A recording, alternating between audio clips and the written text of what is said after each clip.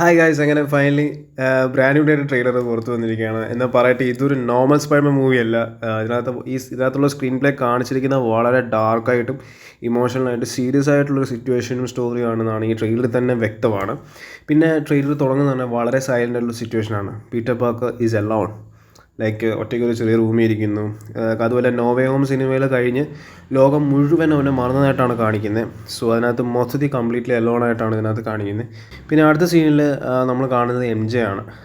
Peter അവളെ ദൂരത്ത് നിന്ന് നോക്കുന്ന സമയത്ത് പോലും എം ജെ അവനെ അറിയത്തില്ല, because like we know what happens in no way home, right? So അവൾക്ക് പുതിയ ലൈഫ്, പുതിയ ആളുകൾ, മേ ബി പുതിയ റിലേഷൻഷിപ്പ് പോലും വന്നിട്ടുണ്ട്. ഇത് സ്പൈഡർമാൻ ഹിസ്റ്ററികളിൽ ഏറ്റവും പെയിൻഫുൾ ആയിട്ടുള്ള മൊമെൻറ്റുകളിൽ ഒന്നാണ്. ഇതിനിടയിൽ മറ്റൊരുത്തൻ്റെ എൻട്രി വേറെ ആരുമല്ല, നമ്മുടെ ചെക്കൻ punisher.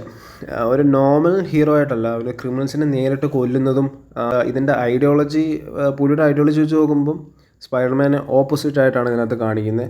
So almost all like ക്രിമിനൽസിനെ ഫോളോ ചെയ്ത് കൊല്ലുന്ന ടൈപ്പിലുള്ള വളരെ ഡാർക്ക് ആയിട്ടുള്ള വയലൻസ് ആയിട്ടുള്ള മൈൻഡാണ് പണിഷറിനുള്ളത്.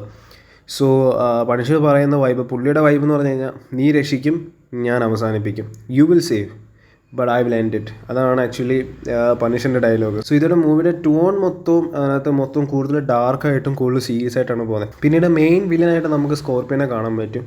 ഹെവി ആയിട്ടുള്ള ആമേർഡ് സ്യൂട്ടും പവർഫുൾ ആയിട്ടുള്ള ടെയിലും വളരെ ഡേഞ്ചറസ് ആയിട്ടും ഡാർക്ക് ആയിട്ടുള്ള ക്യാരക്ടറിനും വളരെ ക്രിമിനൽ ഐഡിയോളജി ഉള്ള ഒരു ബോണ്ട് ക്രിമിനലിനെയാണ് നമ്മൾ ഇതിനകത്ത് സ്കോർപ്പിയോനെ കാണിക്കുന്നത്. സോ അത്രയും പവർഫുൾ ആയിട്ടുള്ള സ്യൂട്ട് വെച്ച് സ്പൈഡർമാനെ ഡിഫീറ്റ് ചെയ്യുന്നത് ചിലപ്പോൾ നമുക്കിതിനകത്ത് കാണാൻ കഴിയും. സോ സ്പൈഡർമാൻ ഫിസിക്കലായി പോലും ഒരു വലിയ ചാലഞ്ച് തന്നെ ആയിരിക്കും. പിന്നെ ട്രെയിലറിലെ ഏറ്റവും ഇൻട്രസ്റ്റിംഗ് ആയിട്ടുള്ള ഭാഗം പീറ്ററിൻ്റെ ട്രാൻസ്ഫോർമേഷൻ ഹിൻസ്.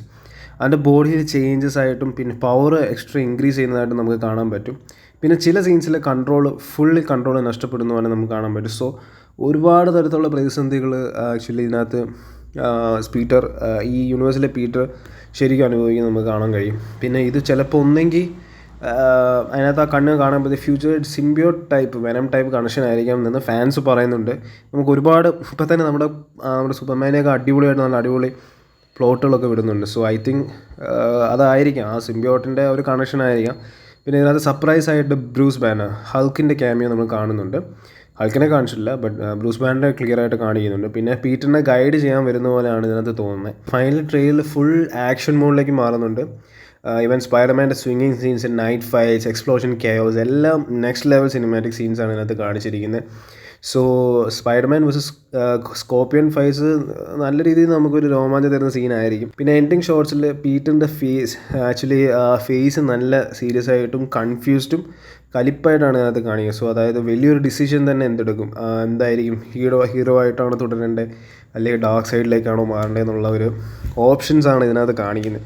സോ ഓവറോൾ പറഞ്ഞു കഴിഞ്ഞാൽ ഇമോഷണൽ സ്റ്റോറീസ് ആയിരിക്കും, ഡാർക്ക് ടോണായിട്ടായിരിക്കും സിനിമയിൽ കാണിക്കുന്നത്. പിന്നെ പവർഫുൾ ആയിട്ടുള്ള വില്ലൻസും പോസിബിളായിട്ടുള്ള സിംബിയോട്ട് ടീസേഴ്സും ഇതിനകത്ത് കാണാൻ പറ്റും. പിന്നെ ഹെവി ആയിട്ടുള്ള ആക്ഷൻ സീൻസ്. നമുക്കറിയാം ഇതിൻ്റെ ഡയറക്ടർ ഷാൻചിയുടെ ഡയറക്ടറാണ്. സോ നമുക്കൊന്നും പറയാൻ പറ്റില്ല, ഈസ് ലിറ്ററലി അമേസിങ് ഗായ്. സോ നമുക്ക് ഉറപ്പാം ഇത് നോവേ ഹോമിനേക്കാളും ഡാർക്കായിരിക്കും. പിന്നെ ഒരു ബ്രോക്കൺ ആയിട്ടുള്ള സ്പൈഡർമാൻ സ്റ്റോറി ആയിട്ടായിരിക്കും നമ്മളിത് കാണാൻ പോകുന്നത്. So let's see what happens.